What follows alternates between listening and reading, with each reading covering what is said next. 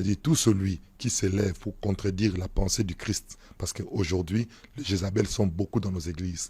Et ils pensent qu'être Jézabel, c'est uniquement être une femme. Or, en réalité, il y a des hommes qui sont Jézabel. Parce que leur objectif, c'est de détourner les gens du salut. Très bien. La deuxième question, pasteur, la Bible dit, l'apôtre Paul dit dans Éphésiens chapitre 1er, le verset 2 premier, la Bible dit, moi Paul, apôtre de Jésus-Christ, par la volonté de Dieu.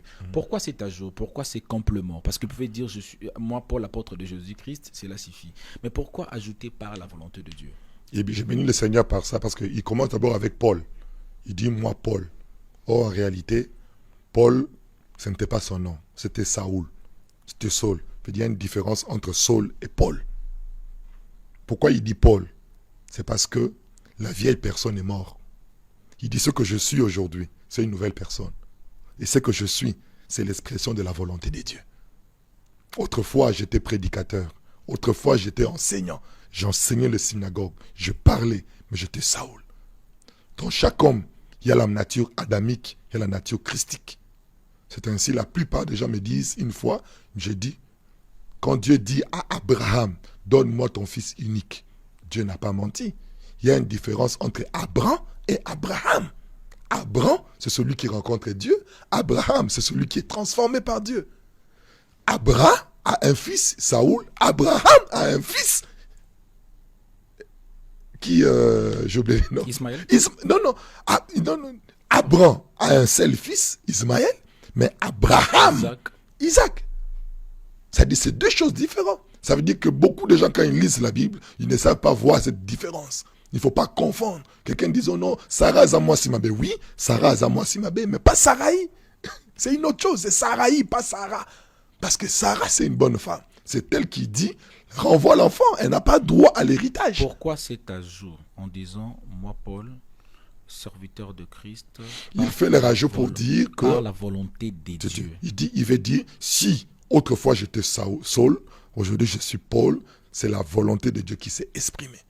C'est pas la volonté de Dieu que je suis, ce que je suis devenu. Là, il se présente. Parce que la plupart des personnes le connaissaient comme un tueur. Mais aujourd'hui, c'est une nouvelle créature. C'est ainsi, aujourd'hui, toi qui viens en Christ, tu dois savoir que tu es là en Christ, comme le dit dans Jean, chapitre 1, le verset 13, ni de la volonté de l'homme, ni mais de la volonté de Dieu. Ça dit, tu es devenu enfant de Dieu à cause de la volonté de Dieu.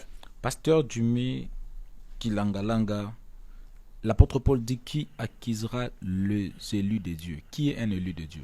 Tout celui qui est en Christ. C'est-à-dire? Tout celui qui a reçu Jésus est élu parce qu'il porte le lit en lui. Pasteur Djumi Kilangalanga, est-ce qu'une femme peut prêcher la parole de Dieu? Oui, une femme peut prêcher la parole de Dieu. Vous contredisez Paul? Je ne contredis pas Paul, mais je vais expliquer Paul. Dieu dit à l'homme, quand Dieu a créé la femme, l'homme et la femme à l'Éden, la pensée de Dieu, qu'est-ce que Dieu voulait? Dieu dit que c'était à l'homme de donner des instructions à la femme. C'est-à-dire la femme écoutait l'homme écoutait Dieu. Maintenant, qu'est-ce qui se passe? Lorsque l'homme prend la décision de ne plus donner des instructions à la femme, mais de recevoir l'instruction de la femme, automatiquement, l'homme perd sa nature, l'homme devient femme. C'est-à-dire quand Dieu vient à l'Éden, il n'y avait plus d'hommes, il n'y avait que des femmes.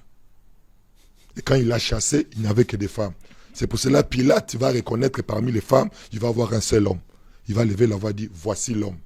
C'est ainsi quand la Bible dit que la femme se taise, il ne parle pas de la nature, du sexe, il parle de la nature. C'est-à-dire normalement, comme je suis en train de parler là, je suis une femme parce que je suis épouse, je dois me taire. C'est lui qui doit parler, c'est qui? C'est Christ. Si Jésus ne parle pas par toi, tais-toi. Mais pourquoi tu nous parles de tes expériences? Pourquoi tu nous parles de ta sagesse? Pourquoi tu nous parles de ce que tu connais? Alors aujourd'hui, ce sont les femmes qui prêchent au lieu de laisser l'homme prêcher. Et qui est cet homme-là? C'est Christ qui doit prêcher, pas le pasteur Jimmy. Le pasteur Jimmy n'a pas le droit de prêcher parce que c'est une épouse. Et s'il a besoin d'être instruit, le pasteur Jimmy doit prier à côté. Il doit demander à côté à son époux. C'est ainsi, avant de venir ici, j'ai eu le temps avec mon époux, lui posant des questions, et je lui laisse ici le temps de parler